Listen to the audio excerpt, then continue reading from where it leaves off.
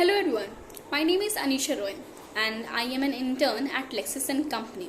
Today in this video, I'll be discussing with you all the concept of embodiment of fair trial in Indian laws.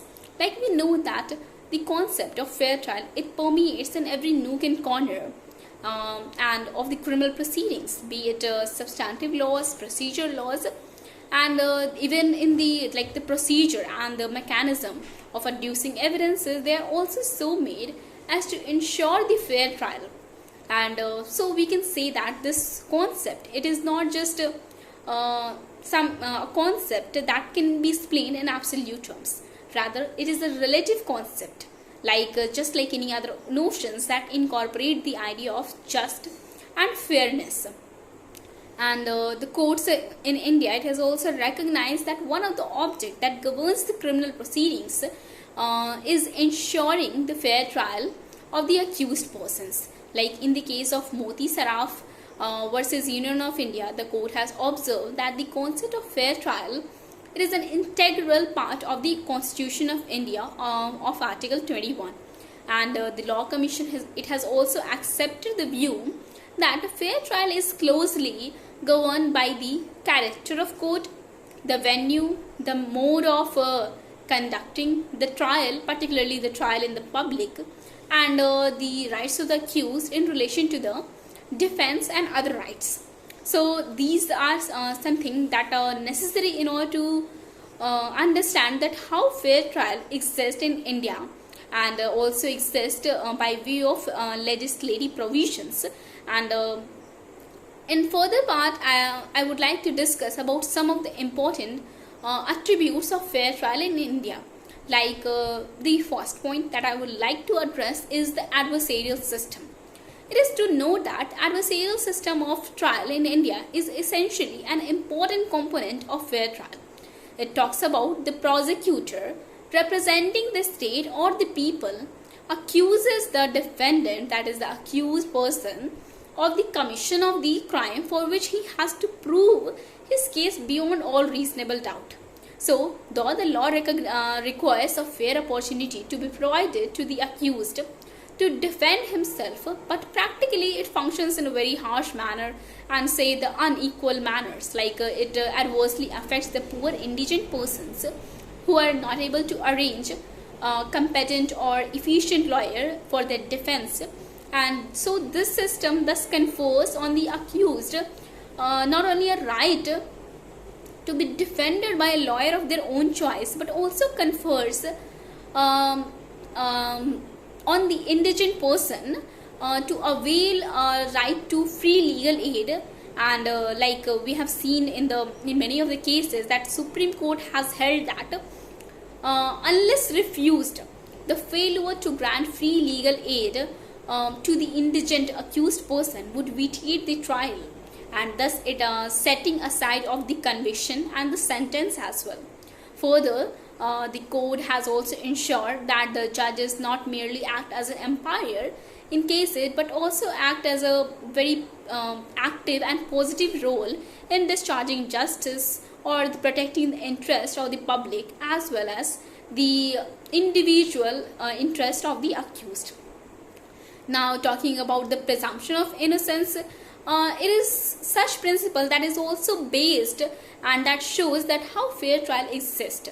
This principle says that the innocent, that until proven guilty, or say the accused person is presumed to be innocent unless his guilt is proved beyond a reasonable doubt.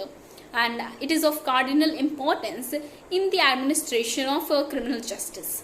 In fact, every criminal trial begins with this presumption, and this principle has been originated from a Latin term that is incumbent probatio qui dicit non quinigat.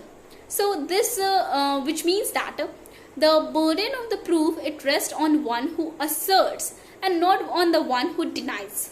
So the rationale behind this is that no doubt wrong acquittals are undesirable and it shakes the confidence of the people in the judicial system.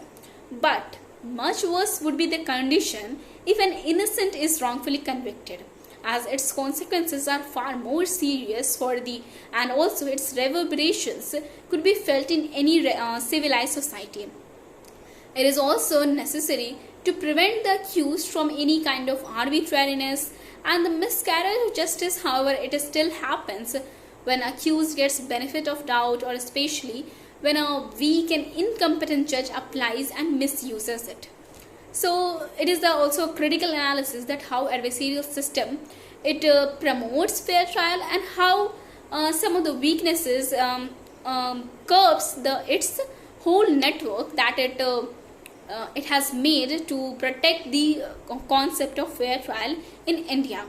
Now, talking about the independent, impartial and competent judges, undoubtedly the most important condition that gives soul to fair criminal trial is an independent, impartial and competent judge to conduct the trial, in addition with his strict adherence to the laws of natural justice as well.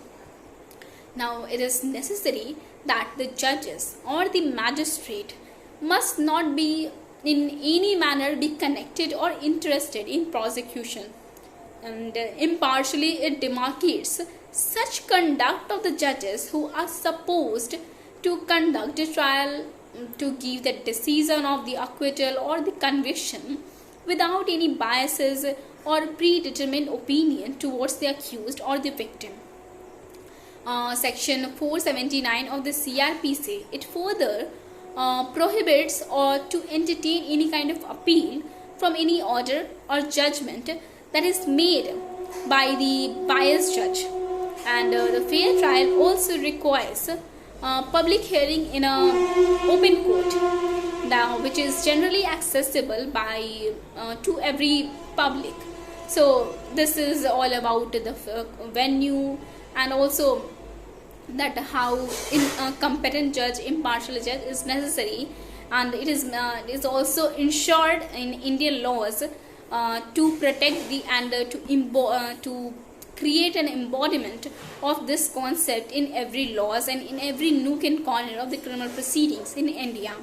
Now, talking about the speedy trial that is also ensured in India while any kind of criminal proceeding goes on, like it is also a well-known fact that justice if delayed is justice actually denied, and this is the reason why speedy trial is to be understood as important facet of fair trial. Unnecessary delays and the pendency of appeals, long time in disposal of the cases, and a postponement in terms of pronouncement of the final judgment, all of this contributes to the harassment of the accused person or the appellant. So in one of the case in Hussain Ara Khatun versus the state of Bihar, the court has said that the speedy trial, it is an essential ingredient of Article 21 of the Constitution, and it is a constitutional duty of the state to set up such procedure which would ensure speedy trial of the accused. So that's all for today. In this video, I have discussed some of the important attributes of the fair trial in India. In the next video, I'll be discussing with you all some other important attributes of the fair trial. Thank you for listening.